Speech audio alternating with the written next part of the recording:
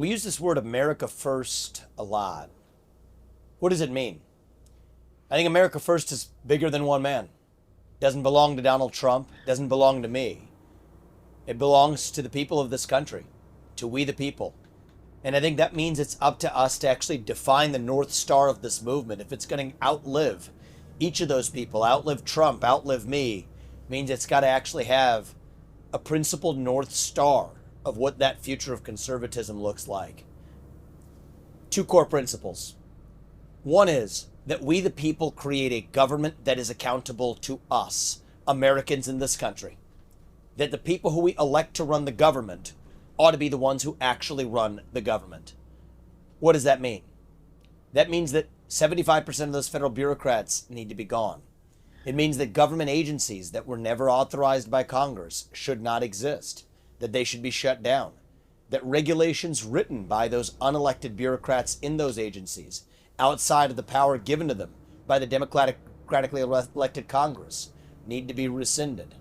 I think it means term limits, just as it applies to the democratically elected U.S. president. If you can't work for more than 8 years as a president, neither should any of those federal bureaucrats reporting into that U.S. president either. So the first simple principle of this movement is that the people who we elect to run the government ought to be the ones who actually run the government. The second principle is that those people who are actually running the government owe their sole moral duty to the citizens of this nation, not any other one, the citizens of the United States of America. And I think this is where we need to be honest with ourselves. America First isn't some costume you wear on TV. America First doesn't come with an asterisk, with certain exceptions. America First means putting America first, period. Is that isolationist? No, it's not. It means we look at every global conflict or situation through the prism of exclusively American interests, with exclusive loyalties to the U.S. citizens here at home. Simple statement of that: use our own military to secure our own borders rather than somebody else's. To acknowledge it's a vital interest of our national defense spending to prioritize the defense of our own homeland, something we've failed to do for a very long time. That's why I'd end the war in Ukraine. That's why even when you look at other conflicts, even ones you're not supposed to talk about in outside of the Republican Party orthodoxy talking points like Israel, I believe the right answer is for the U.S. to diplomatically support Israel's right to defend itself, which I think is, by the way, better for Israel. But that also means not getting mired into a conflict that leaves Israel and the United States worse off. That's more consistent with the founding vision of Israel.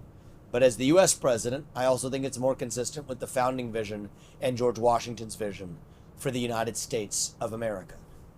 So, two core principles for the future of this movement. We, the people, create a government accountable to us. The people who we elect to run the government ought to be the ones who actually run the government.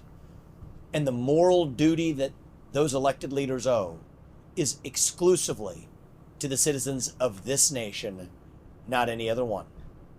You could call that the hybrid of a libertarian nationalist movement.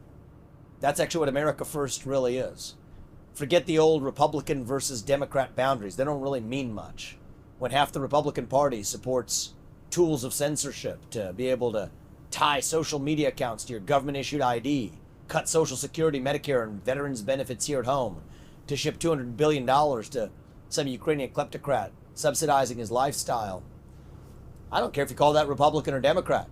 In fact, I think many Republicans are far worse on this issue than some Democrats. That's not the boundary that matters. I think what we're building here is a libertarian nationalist movement. The libertarian strand of it is shutting down those government agencies.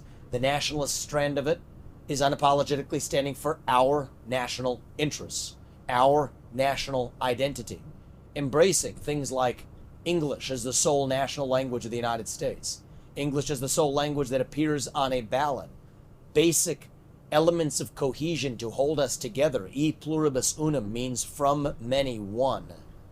That's what we need to revive. I actually think that's how we're going to unite this country, in ways that go beyond traditional partisan boundaries. To hell with that. Focus on what we actually stand for. Those two core principles are the North Star of our movement. And I think it's going to take a movement that outlives the people who merely act as its instruments. I think that's what Trump was. That's what I am. George Washington's who set this into motion. It's on us to define what we stand for. It can't just be what comes out of a social media account or any given politician's mouth on a given day. That's not America First. America First outlives each of us. That's why I'm identifying this North Star. That's how I'm going to lead this movement and playing my part going forward. And I think it's how we're going to revive George Washington's vision for this country.